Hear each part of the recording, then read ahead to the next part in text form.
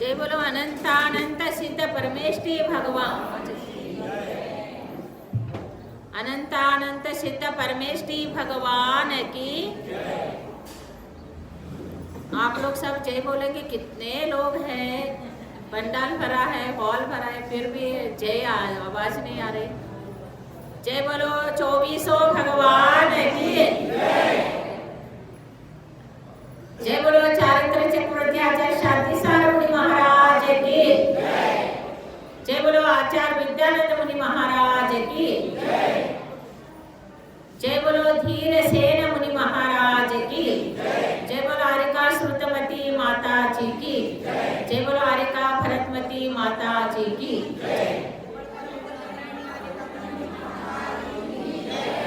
विसट्ट कंडोट गलानुयारम सुलोयनम चंद समान तुंडम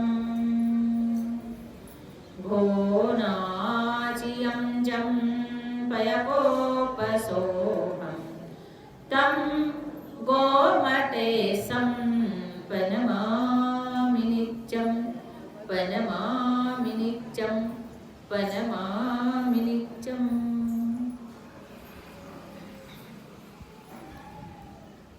महानुभाव, आज का दशरक्षण धर्म का 9वां धर्म आकिंचन धर्म है। उत्तम आकिंचन धर्म। किंचित और आकिंचन।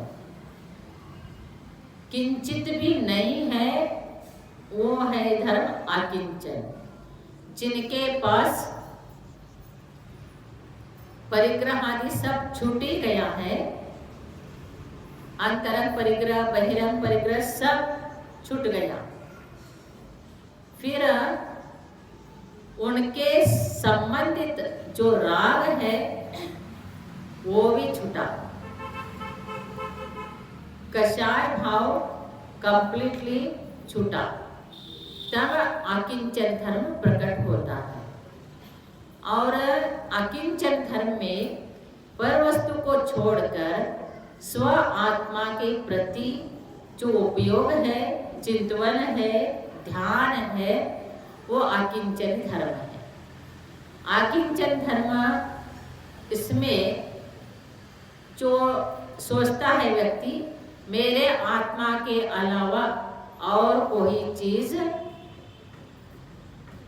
है ही नहीं अपना। तो जब अपना है नहीं, उसके प्रति राग द्वेष क्यों करेगा? तो इसलिए क्रम से क्रोध, मान, माया, लोभ छूटा। फिर उसके बाद सत्य प्रकट हो गया। सत्य प्रकट होने के बाद सच्चा ज्ञान हो गया। सच्चा ज्ञान होने से फिर उन्होंने क्या कर दिया? संयम धारण किया, फिर तप किया, त्याग किया, तप किया, फिर त्याग किया। फिर ऐसे महान महान उत्तम उत्तम गुण जो आत्मा के हैं, वो प्रकट होते होते आकिंचन धर्म प्रकट होता है। आकिंचन में वस्तु स्वरूप का ज्ञान होके वो जितना भी वो उपभोग भोगता है, उससे वो क्या समझता है? ये सारे भोग जो है पुण्य का फल है। ये क्या चीज है? पुण्य का फल है, और उसको हम भोग रहे। लेकिन ये मेरा कुछ भी नहीं है। ये मेरा होता हो तो तीर्थंकर 3 लोक के नाथ है। 3 लोक के नाथ देखो। छत्र क्यों 3 होते हैं? अधोलोक बड़ा है, 7 राज्यों का है अधोलोक। मध्यलोक 1 राज्य का बहुत छोटा है। फिर उसके बाद जो सारे बचा हुआ 6 राज्यों में उर्दू लोक है। स्वर्ग आ गया, नवक्रमिका आ गया, नवानुदिशा आ गया, 5 चरणोत्तर विमान आ गया, सिद्ध शिला, सिद्ध क्षेत्र सब आ गए। तो फिर ऐसे छोटा छोटा होके गया। 3 लोक के नाथ के प्रतीक 3 छत्र है। और ऐसे 3 लोक के नाथ, उन्होंने क्या नहीं किया? उसको अपनाया नहीं, उसको छोड़ा, त्याग किया। ऐसे त्याग करके आत्मा के ध्यान के लिए जंगल में जाते हैं। और जब ऐसे जंगल में जाके आत्म ध्यान करते हैं, अकिंचन धर्म है वो। तीन लोक के नाथ भी अपने वस्तु, अपना पर वस्तु मेरा नहीं है करके छोड़ते हैं। जब चक्रवर्ती 6 खंड के मालिक होते हैं, उनके पास क्या नहीं है? 96,000 रानियां है, विक्रिया रुद्धि है, विक्रिया से जितना चाहे उतना शरीर बनाते हैं। और 9 निधि है, 9 निधि ऐसे होते हैं, उनको जो चाहिए वो सब उनके लिए करने के लिए तैयार होते हैं। और 14 रत्न है।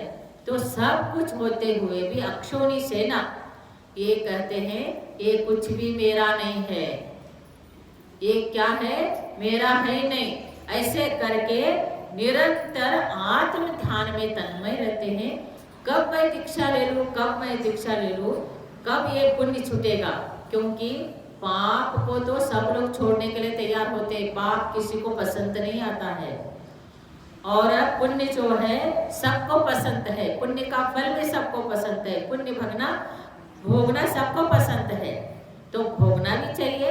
मोक्ष जाने तक पुण्य का ही फल भोगा जाता है। लेकिन पुण्य में ऐसे होता है, जब आत्मा का ज्ञान होता है, दर्शन ज्ञान चारित्र को धारण करने का जब मन होता है, भाव होता है, तब वो छोड़ना चाहे वो छूटता नहीं। लेकिन भी घर में रहते हुए भी वो सब चीजों को छोड़ देते, भोग भी करते हुए भी वो छोड़ दिया है। खाना खाते खाते भी असंख्यात कर्मों का निर्जरा करता है सम्यक दृष्टि ज्ञानी।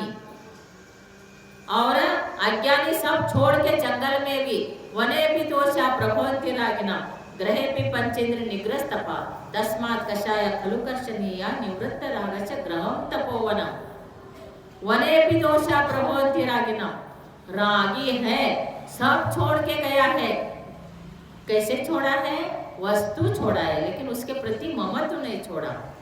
वने भी दोषा प्रभवन्ति रागिना, वहां जंगल में बैठ के भी वो यदि ध्यान भी करता है तो राग नहीं छोड़ा है, तो कुछ नहीं छोड़ा। और पंचेंद्र निग्रह तपाहा, और 5 इंद्रिय को निग्रह करके तपस्या के भाव निरंतर रखता है, और सारे भोग के बीच में है, वो भी क्या है?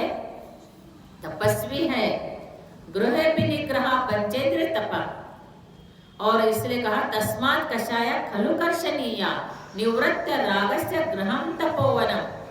जो कषाय को पहला छोड़ो, वस्तु छोड़ने के पहला, फिर कषाय छोड़ेंगे तो निवृत्त राग से, जिनके पास से राग निकल गया है, उसका घर भी तपोवन है।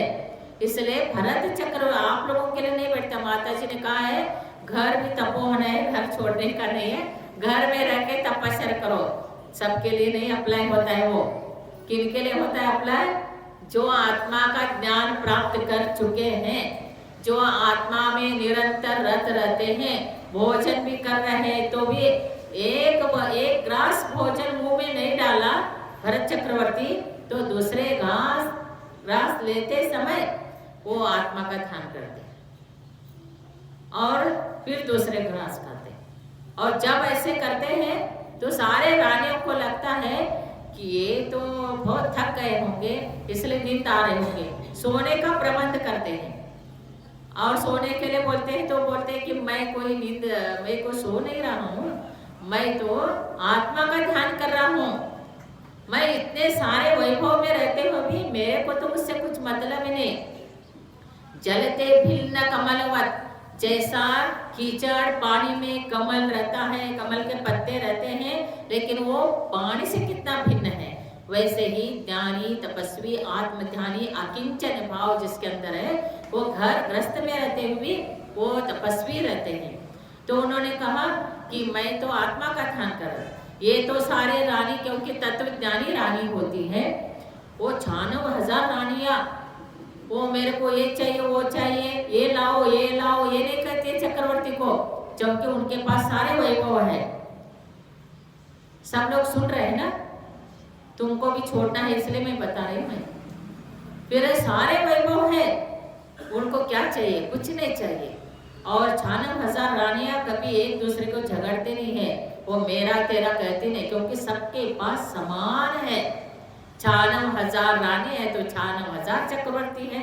सबके महल में एक एक चक्रवर्ती है उनके, क्योंकि विक्रिया बुद्धि से सब चक्रवर्ती बनते हैं। महल समान है, वैभव समान है, सब कुछ समान है, और बिहेवियर भी चक्रवर्ती का सबके साथ समान है। इसलिए उनको कोई द्वेष, मत्सर, क्रोध होने का मतलब ही नहीं होता। वो क्या करते हैं?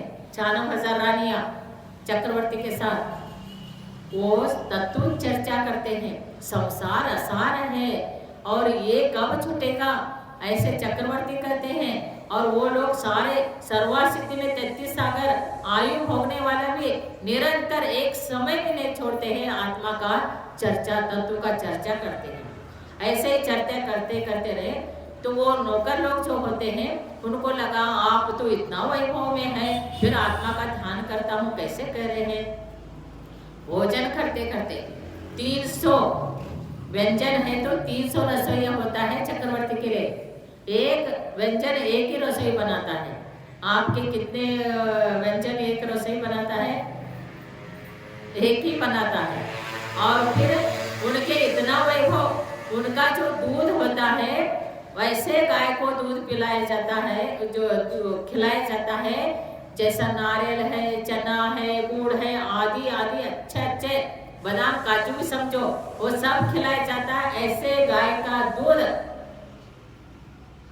चक्रवर्ती पीते हैं। ऐसे दूध पीने वाले, ऐसे वैभव भोगने वाले चक्रवर्ती भोजन भी कर रहे तो आत्मा का ध्यान करें। अकिंचन, ये संसार में कोई चीज मेरा नहीं, मेरे आत्मा के अलावा मेरा कुछ नहीं। जब वो ऐसे कहे तो उन लोगों ने बोला कि इतना वैभव में बीच में रहते हुए भी कैसे आप आत्मा का ध्यान कर सकते हैं? तो फिर उन्होंने समझाया तो भी नहीं समझ पाए, तो उन्होंने युक्ति से बोला सब लाइन से खड़े हो जाओ। सब लाइन से खड़े हो गए। उनको बोला सब परात ले आओ, बड़े बड़े परात लाए, परात में तेल भरो, तेल भरा दिया, और बोले सिर के ऊपर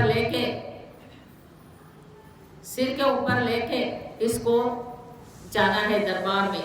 मेरा जितना राज्य में जो चीज है, महल है, हाथी है, घोड़े है, सोने का है, चांदी का है, रत्न जो है, वो सब देख के आना और मुझे बताना कौन कौन क्या क्या देख के आए। तो सब लोग रेडी हो गए। फिर सबको तेल भरा दिया, सिर पे रख दिया, चलने लगे। तो उनको बोल दिया 1 मिनट रुको। फिर सबको रोक दिया और रोक के क्या बोला, देखो एक कंडीशन, सब जाएंगे लेकिन इस परात में से एक ड्रॉप तेल गिर जाए तुमको दंड दिया जाएगा, तुमको दंड दिया जाएगा। जब ऐसे कहा तो वो तो डर गए। दंड बोले चक्रवर्ती है, महान राजा, और क्या दंड देते क्या पता। तो इसलिए उन्होंने क्या किया कि चक्रवर्ती का आज्ञा तो पालन करना ही है। तो सब चले और सब देखते हुए जहाँ पर जाने के लिए कहा था वहाँ सब देख के जाके आए और परात रखा।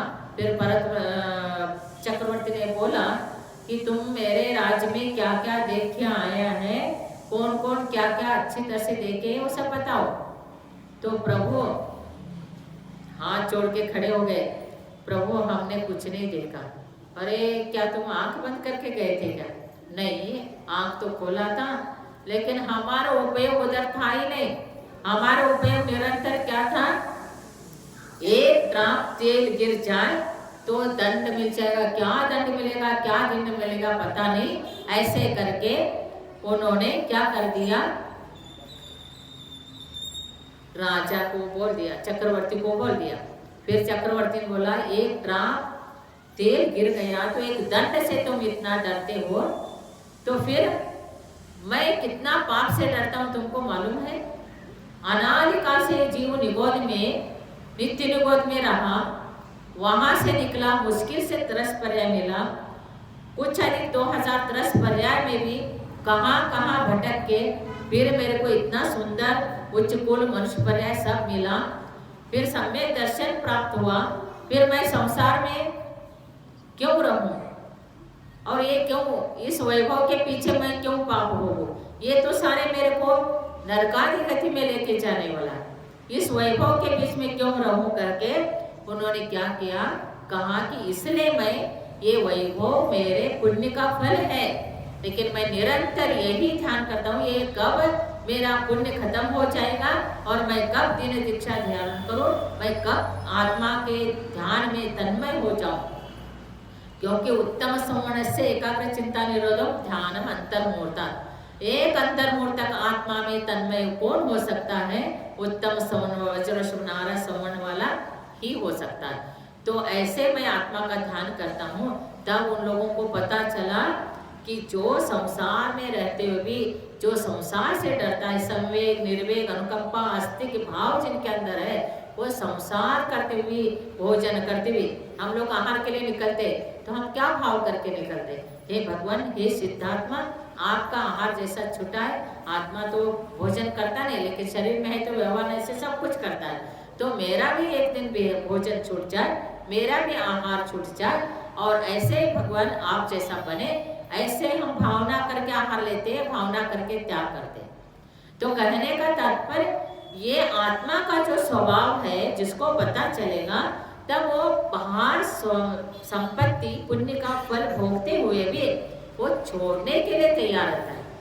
देखो सबसे सुंदर वर्णन, सबसे सुंदर दृष्टांत जम्बू गोस्वामी ब्रह्म स्वर्ग से 5वां स्वर्ग से आए और आते ही जन्म से वैराग्यवान थे वो, और जैसा ही उनके माँ ने जबरदस्ती शादी भी कर लिया रानियों से, 4 रानियों से शादी कर लिया, तो भी सुप्रभा और सुमति आदि उनके रानियों से, लेकिन इन रानियों से शादी करने के बाद इतना वैभव से शादी कर रहा, वो सबको पता चला यहाँ यदि वैभव से शादी कर दिया जाए वो इनकम टैक्स रेट लेके आता है, वहां पर चोर आ गया, वो भी एक प्रकार रेट डालने के लिए चोर आ गया, विद्युत चोर, वो बोला इतना वैभव से, इतना सुंदर, इतना श्रीमंत ये लोग ऐसे शादी कर रहे हैं,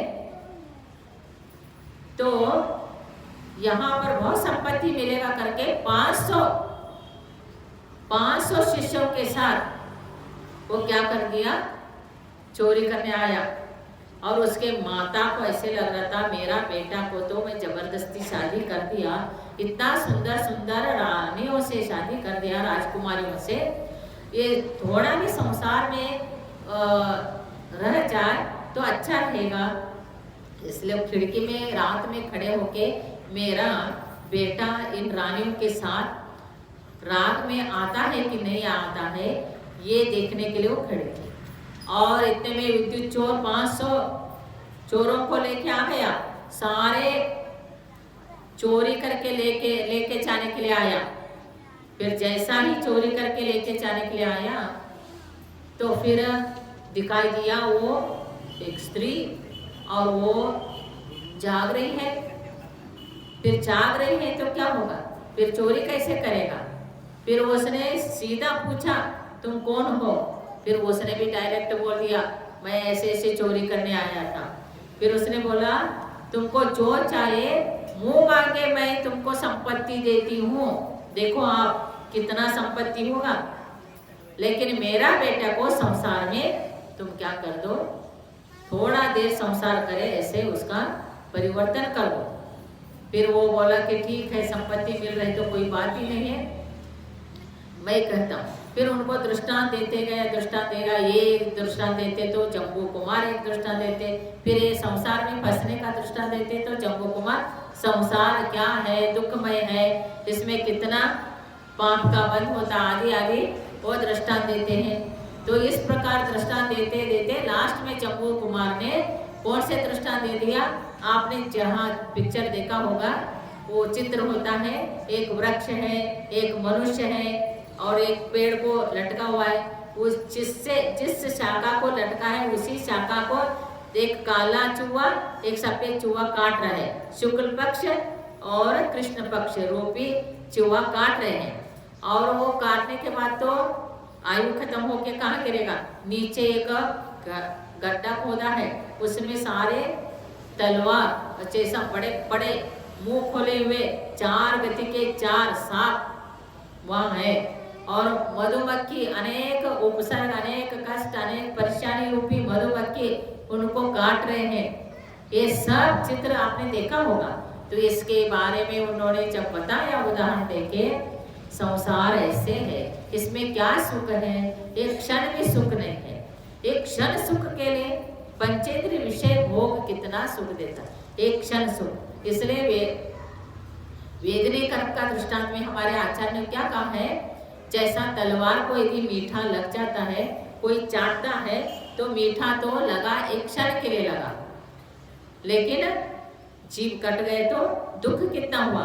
ऐसे ही पंचेंद्रिय सुख है, कोई भी सुख, आंख के हो, कान से हो, कोई भी हो, टेस्ट का हो, कोई भी हो, तो एक क्षण का सुख है, लेकिन दुख अनंत है।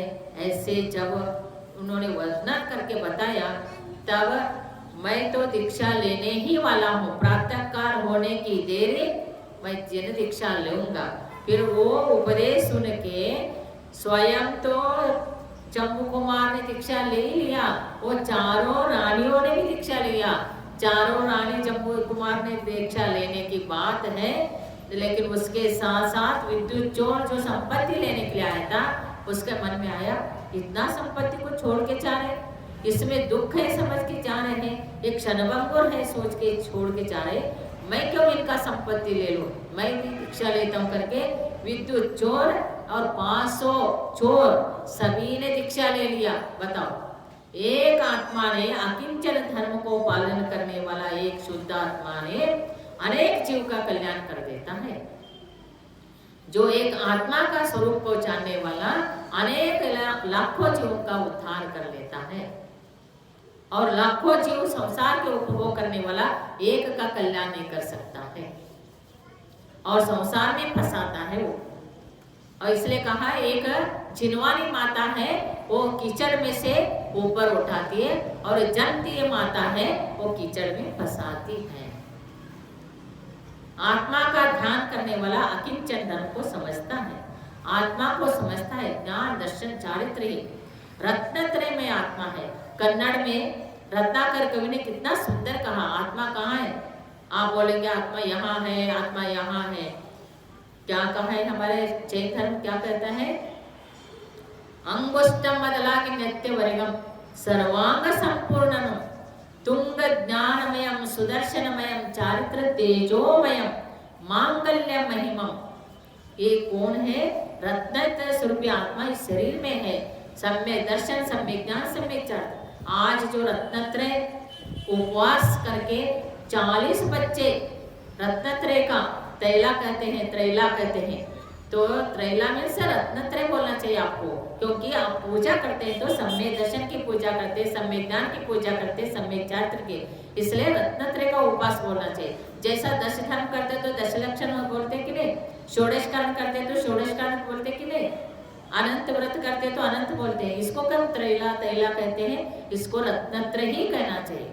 सम्यक दर्शन, सम्यक ज्ञान, सम्यक चारित्र, इसको प्राप्ति के लिए इसी का पूजा किया जाता है, इसी का उपवास किया जाता है। तो रत्नत्रय स्वरूपी आत्मा है हमारे अंदर, और ये रत्न श्रेष्ठ रत्न है।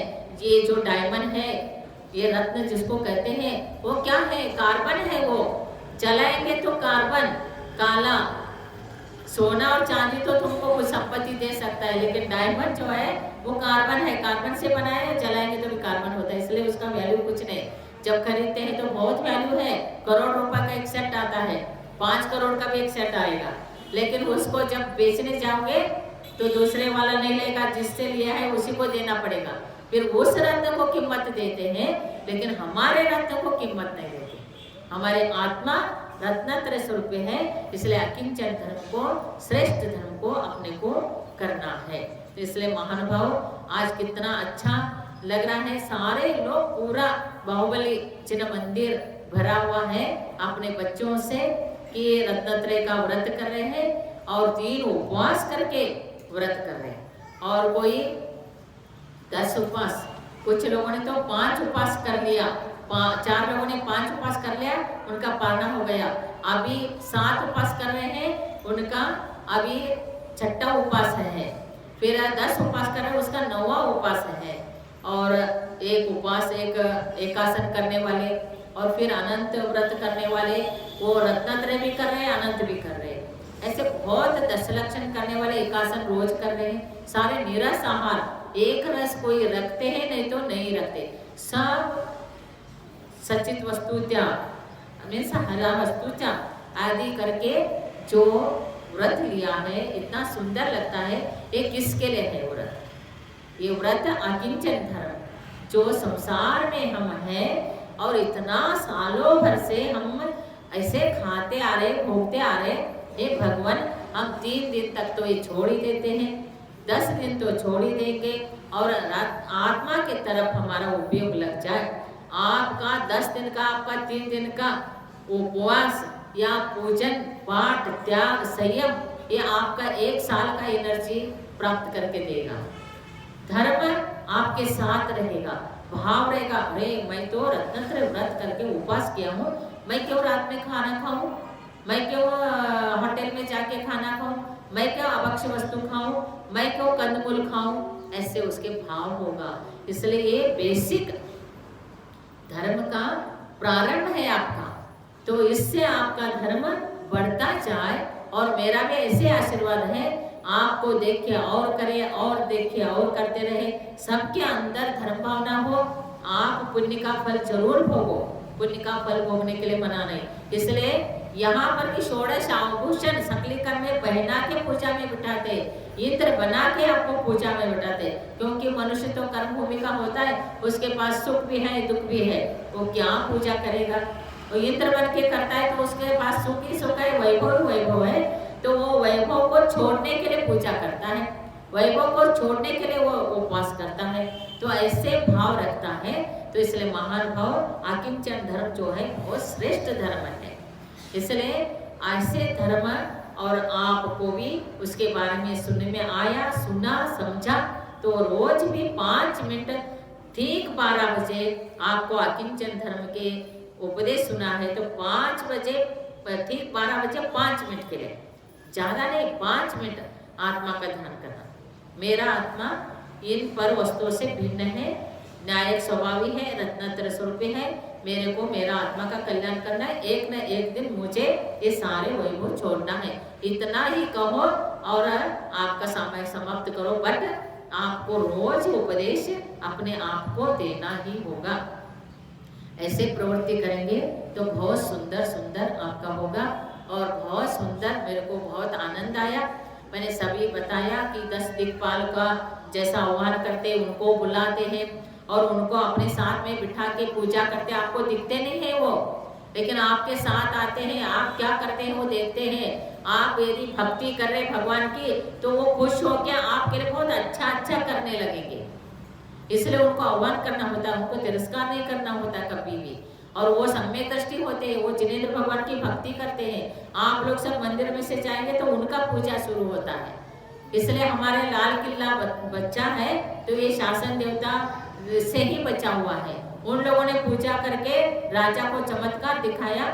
सब भले ही लाल मंदिर दिल्ली का बंद कर दिया, लेकिन बंद करने के बाद भी पूजा का वाद्य का आवाज आ जाता था। तब उन्होंने सोचा कि वो कौन है, सब बंद कर दिया, सील कर दिया मंदिर, फिर भी संगीत का आवाज आ रहे, नृत्य का आवाज आ रहे, और गाने का आवाज आ रहे, पूजा का आवाज आ रहे। फिर जैन धर्म बहुत श्रेष्ठ है करके उसने में अकबर ने वो हमारे लाल मंदिर को छोड़ा और हम जैन लोग बचे हैं। इसलिए महानुभाव, हमारे जैन धर्म बहुत श्रेष्ठ धर्म है, उत्कृष्ट धर्म है, बहुत अतिशय है। इसलिए जो अतिशय दिखाते हैं वो शासन देवता दिखाते हैं। उनको विनय करो, आदर करो, पूजा में बुलाओ, और निर्विघ्न समाप्ति हो, निर्विघ्न उपवास हो, सब प्रकार के पूजा पाठ भी निर्विघ्न हो। ऐसे उनका भी तो ये रहेगा आपके साथ, लेकिन हमारा भी आपको आशीर्वाद, सब कुछ आपका आनंद मंगल हो, और इसका फल स्वर्ग मोक्ष ऐसे प्राप्त हो, रत्नत्रय की प्राप्ति हो। इसलिए आप सभी को, रत्नत्रय धर्म वाले सभी को आशीर्वाद। जय बोलो उत्तम आकिंचन धर्म की। ओम ह्रीं श्रीं उत्तम आकिंचन धर्मांगाय नमः। ओम ह्रीं श्रीं उत्तम आकिंचन धर्मांगाय नमः। ओम ह्रीं श्रीं उत्तम आकिंचन धर्मांगाय नमः। नमो नमो अरिहंतानं नमो सिद्धानं नमो ऐर्यानं नमो वचायानं नमो लोवे सौवसाहुनं। जय बोलो बाहुबली भगवान की, जय बोलो दशलक्षण पर्व की, जय बोलो षोडशकण भावना की, जय बोलो रत्नत्रय धर्म की, जय बोलो अनंत व्रत की।